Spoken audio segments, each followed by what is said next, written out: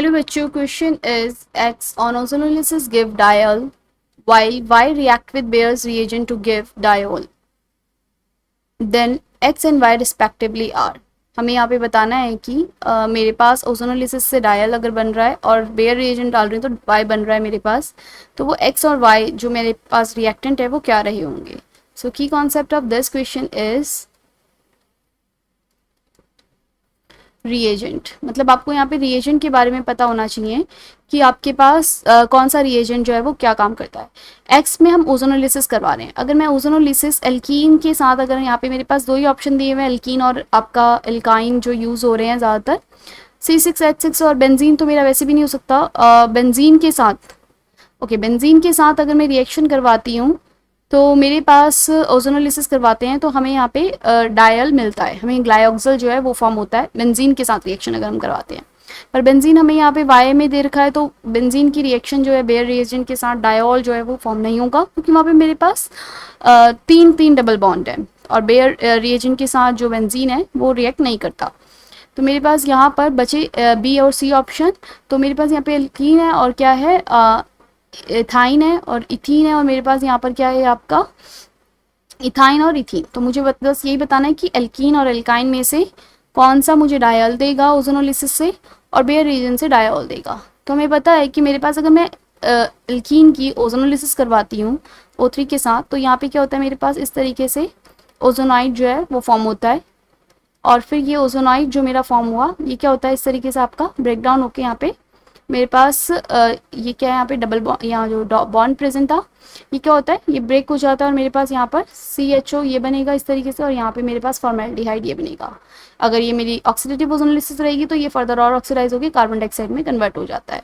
लेकिन अगर इसी की जगह मेरे पास यहाँ पर क्या होता है, ये इथाइन, अगर ये इथाइन प्रेजेंट होगा तो यहाँ पे मेरे पास ये एक बॉन्ड जो है बीच का, ये क्या होगा, इथाइन के अंदर ओजोनोलिसिस जब मैं करवाऊंगी तो जो एक बॉन्ड है वो अभी भी मेरे पास रहेगा, और इन दोनों बॉन्ड जो ब्रेक होंगे उससे क्या बन जाएगा, इस तरीके से ये डायल, ये होता है मेरा ग्लाइऑक्सिल.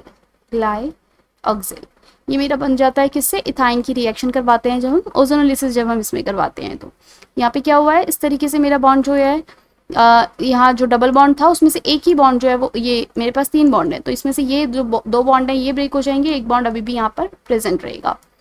नेक्स्ट अगर मैं रिएक्शन करवाती हूँ किसकी, एल्कीन की, हमें पता है CH2 हम एल्कीन की रिएक्शन, इथीन की रिएक्शन अगर हम KMnO4 के साथ करवाते हैं डाइल्यूट बेयर्स रिएजेंट जिसे हम कह रहे हैं, बेयर रिएजेंट क्या है मेरे पास, डाइल्यूट KMnO4 के साथ अगर रिएक्शन होती है तो मेरे पास क्या बनता है यहाँ पे, या हम इसको बोल सकते हैं cold alkaline KMnO4, cold alkaline KMnO4.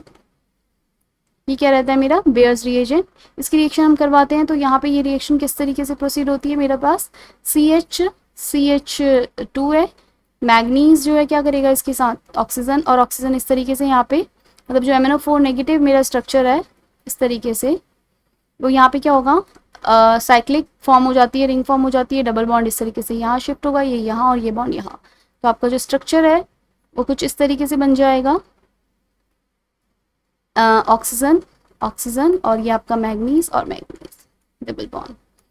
क्या होगा यहाँ पे मेरे पास OH नेगेटिव जो अटैक करेगा और ये वाला बॉन्ड जो है फिर यहाँ से ब्रेक होगा इस तरीके से, और आपके पास CH2 इस तरीके से O नेगेटिव और O नेगेटिव फॉर्म हो जाएगा, और आपके पास यहाँ पर MnO2 जो है वो बाहर निकल जाएगा, और फिर आपके पास यहाँ पर जो OH रहेगा, H+ रहेगा वाटर से, वो आके यहाँ पे क्या होगा CH2 OH और OH करके यहाँ पे डायोल जो है वो फॉर्म हो जाता है कोल्ड KMnO4 रिएक्शन के साथ. सो पर करेक्ट ऑप्शन इज ऑप्शन आपका C के मतलब जो X है वो क्या है आपका इथाइन C2H2 एंड Y क्या है मेरा एल्कीन इथीन C2H4.